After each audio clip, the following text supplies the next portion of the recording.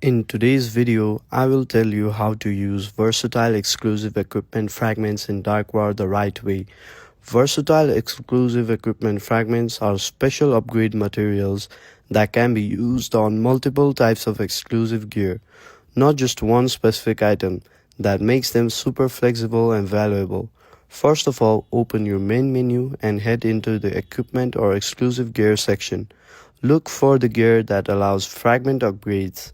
Versatile fragments usually work on select exclusive equipment slots or upgrade paths. After that, you need to use the fragments.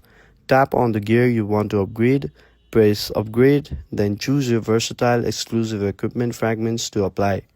Choose smart upgrades. Don't just upgrade anything.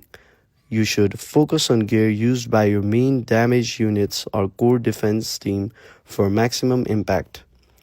Save your versatile fragments for high value gear.